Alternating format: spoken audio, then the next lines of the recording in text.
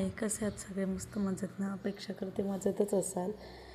तर अगस्त्यला स्कूलमध्ये सोडून आल्यानंतर हा जो टाईम असतो ना, तो खरंच खूप निवांत असतो. कारण कामाची लगबग सकाळी उठल्यापासून इतकी असते ना, की थोडा वेळसुद्धा सकाळी ब्रेक मिळत नाही. मग अगस्त्यला सोडून आल्यानंतर निवांत असं एक कप चहा किंवा कॉफी, ब्लॅक कॉफी काही का होईना, पण एक कप पाहिजेच असतं. निवांत असं बाल्कनीत बसून मस्त निवांत चहा घेतला मी आज. आणि माझ्याकडे ना बऱ्याच दिवसानंतर स्वतःला वेळ होता, म्हणून म्हटलं चला आता थोडंसं नेलपेंट वगैरे काहीच नव्हतं लावलं, आज लावून घेऊया. छान निवांत बसून नेलपेंट लावून घेतलं.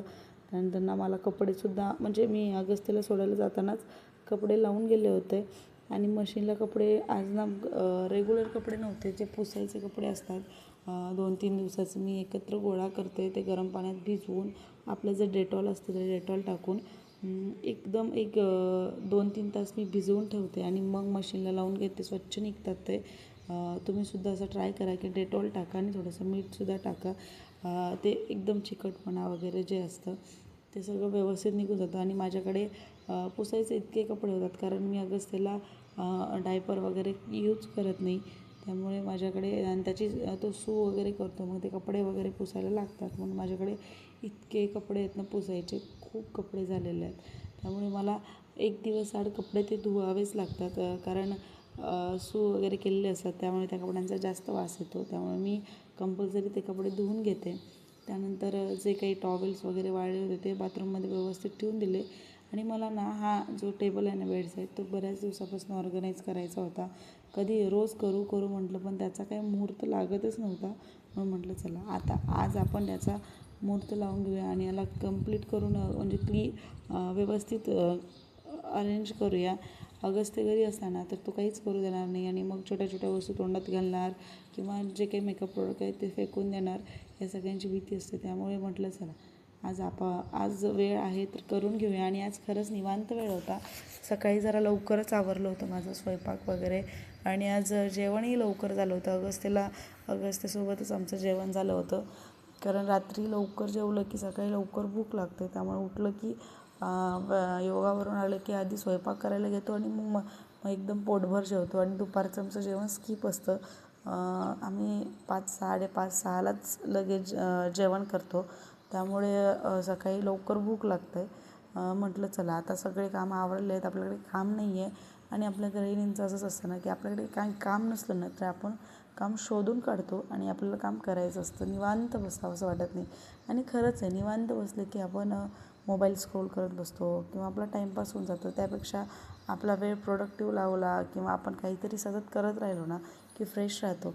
असं छान असं मी ऑर्गनाईज करून ठेवलं माझे सगळे मेकअप प्रोडक्ट. आणि हे जे ऑर्गनायझर आहे ना ते मी मेशोवरनं घेतले होते, खूप मस्त आहेत. एक साईड सगळे फाउंडेशन लावले,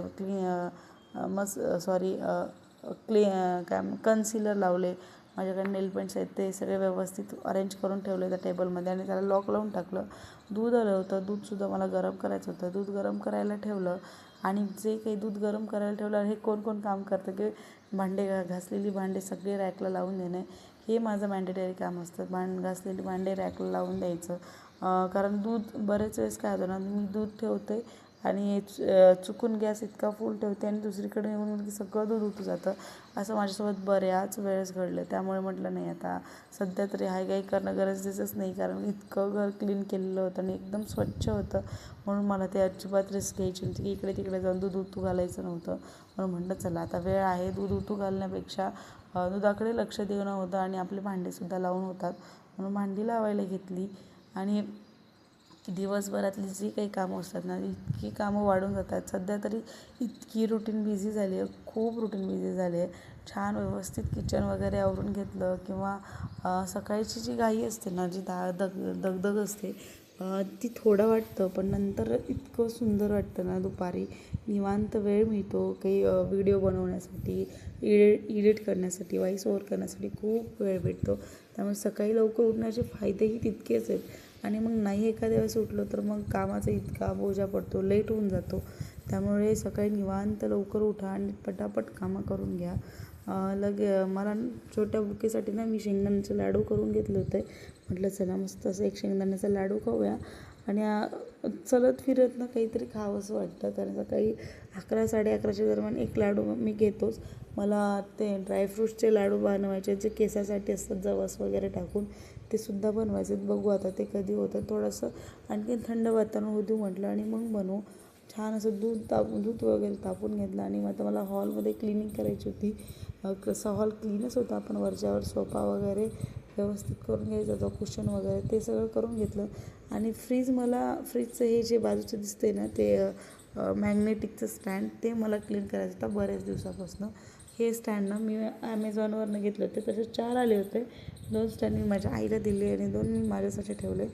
मी हे देवाचं सामान ठेवण्यासाठी वापर करते. आणि याच्यावरती खरंच खूप ज्यांचे रेंटेड होम आहेत, आपण ड्रिल वगैरे नाही मारू शकत, त्यांच्यासाठी खूप उपयोगी आहे हे. नक्की घ्या, कारण हे फक्त मॅग्नेट आहे. फ्रीजला असं चिटकवलं, फ्रीजसाठी, वॉशिंग मशीनसाठी तुम्ही वापरू शकता, जे की तुमचं लिक्विड असतात. मी आता इथे ते फ्रीजवर लावलेलं आहे. माझे देवाचे जे काही धूप, जे काही माझे अन्नपूर्णेसाठी मी तांदूळ वापरते, ते तांदूळ, वाती, कापूर, हे सगळं ठेवण्यासाठी मी याचा यूज करते. तुम्ही वॉशिंग मशीनच्या साईडलासुद्धा लावू शकता, लिक्विड ठेवण्यासाठी, निरमा, तुमचं जे काही असतं ना ते सगळं ठेवण्यासाठी.